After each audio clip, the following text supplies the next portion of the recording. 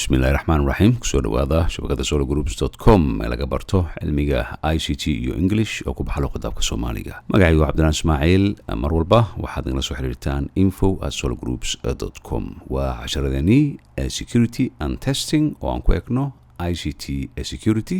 isla markaana aan sameeyno tijaabooyin kala duwan cashar aad u xiiso badan oo ay soo weydiiyeen qaar ka mid ah ardayda wax ka barata shabakada waa how to spoof your IP address in a Kali Linux 2 marka ereygan waa maxay spoof waxaa loo isticmaalaa qarinta qaabka loo qariyo xilliga la sameynayo hacking inta badan waxaa la isticmaalaa VPN ayaa la isticmaalaa virtual private network ayaa la isticmaalaa kan waa qaab lagu dhex dhisi karo oo lagu duubi karo iyadoo la isticmaalayo open VPN certificate oo iminkaan isla arki doono isla markaana IP addresska ku jira Kali Linux xilliga la sameynayo security hacking iyo waxyaabaha noocaas ah lagu qariyo sababtoo ah ma doonaysid in IP addresskaaga rasmiga loo ogaado hadii kale albaabka ayaa lagu soo garaacaya marka qaabkan waa spoofing marka spoofing noocyo kala duwan ayaa loo isticmaalaa waxa kale loo isticmaalaa in computer kale oo meel kale yaalo loo isticmaalo inuu yahay kan hacking ka sameynayo oo wadamo kale yaala ama qaarada kale yaala marka spoofing waa kala duwan yahay marka kan waxaanu isticmaalaynaa sida loogu sameeyo Kali Linux spoof si loogu sameeyo ayaanu isticmaalaynaa iminka waxaan imid dhankii iyo saabku aragtaan Kali Linux oo ah versionka aan ku sameyn doono casharka waxa ugu horeeyaan sameynay wuxuu noqonayaa inaan eegno IP addresska systemkeena inaan eegno oo hadda iminka waxba lagu duubin google.com ayaan leeyahay waxaan ku qorayaa halkan what is my IP address سنة فورية كدبنا وحنا رنا IP addresska inta kale طبعا inta dambe way qarsan yihiin laakiin 86.30 oo ah public IP address ayaanu isticmaalaynaa markii aan ku duubno waxa dhacaya in isla markii softwareka aan ku duubno oo ah bundle-ka ah aan ku duubno markii aan ku duubno uu isbedelaya hore ayaan ka isticmaalaynaa anoo halkan jooga waxaan halkan ku qorayaa simply haddii aad qaabkan aad raacdid VPN waxaad ku qoraysaa book ayaad ku qoraysaa enter ayaad leedahay waxaad dhigaysaa free account markii aad tagtid password ayuu leeyahay mar walba isbedela marka waxaa muhiim ah in kan download lagu soo sameeyo marka kan ayaan saan u furayaa bundle-ka markii aan furo waxaan leeyahay safe ayaan leeyahay kadib uu soo qaaday marka waxaa muhiim ah in aan xasuusano kan marka xirimayno kan ayaan tegaynaa kan ayaan saan u furaynaa waxaan leeyahay meesha uu ku jiro waa navigation ayaan leeyahay halkan ayuu ku jiraa marka waxaan sameynaynaa desktopka ayaan waxaan ka sameynaa right click ayaan leeyahay waxaan ka sameynayaa folder ayaan ka sameynayaa folderkaas oo aan ugu yeerayo VPN create ayaan leeyahay halkan ayuu yaallaa marka waxaan sameynayaa gebi ahaan kuwan waxaanu geynaynaa ama extract aan ku sameynaynaa extract to haddii aan idhaahdo halkan ayaan keenaya halkan ayaan soo gelinayaa marka waxaan leeyahay desktopka laba jeer ayaan riixayaa kadibna waxaan leeyahay extract meesha ku sameeya ayaan leeyahay complete ayuu leeyahay quit waan ka baxayaa balaan eegno marka passwordkan halkan ayuu yaallaa hayloobin halkan ayuu saan u yaallaa gebiyahan waxaan doonayno kuwan ayaan isticmaalaynaa kadib waxaan furayaa dhanka iyo terminalka waxaan ku qorayaa cd wax yar ayaan ka sikanayaa /backward root ayaan ku qorayaa rootka kadib backward ayaan leeyahay waxaan ku qorayaa desktop oo sidaan ku aragno d-da uu yahay shaqalka dheer ama capital letter kadibna folderka desktopkan oo yaalay VPN enter ayaan leeyahay ls ayaan leeyahay wuu isoo saarayaa markuu soo saaro waxaan hayaa afar iyo halkan ii taalla kii aan doonayaan isticmaalayaa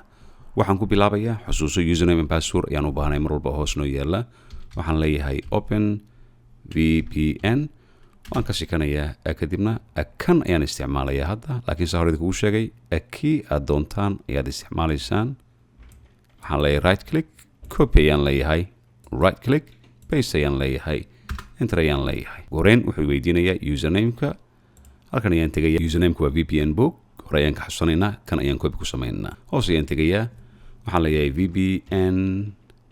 book ayaan leeyahay looma jeedo enter ayaan leeyahay kadibna kii aan copy kusoo sameynay ayaan waxaan ku leeyahay paste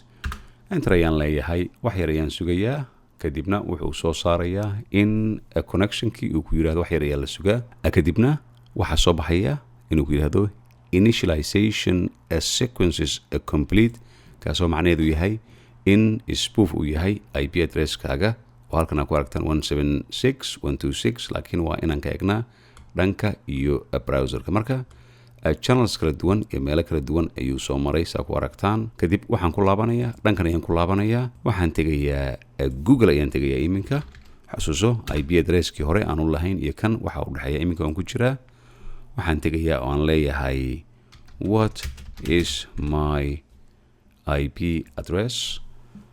kadibna waan aragnaa 176.126.237.217 oo gebi ahaan ka duwan kii hore aan u soo aragnay. marka haddii aad doonaysid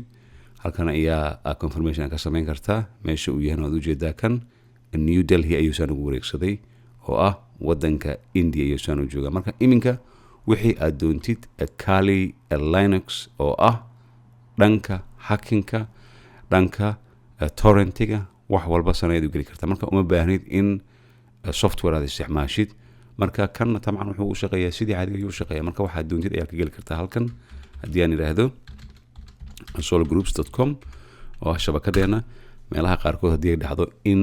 blog laga dhigo sidan ayaad kusoo geli kartaa. waad aragtaa si caadi ayaad u geli kartaa. qaabkan ayaa spoof loogu sameeyaa oo loo qariyaa kadibna loo isticmaalaa. marka muhiimadda ugu weyn waa in aad tagtaa shabakadii aan kasoo hadalnay hadda xilliga cashirka uu socday, kaasoo mar walba uu isbedelo. haddii aan ku laabto mar kale waxaan leeyahay google.com. waxaad ku qoraysaa keliya aad u baahan tahay halkan si aan u iloobin. waxaan leenahay VPN book oo halkan sidana. markuu sidan u soo baxo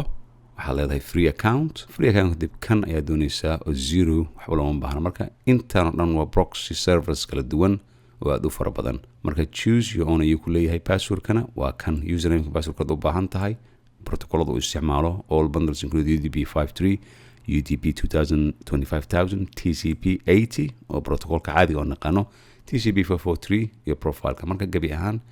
kuwan ayaad soo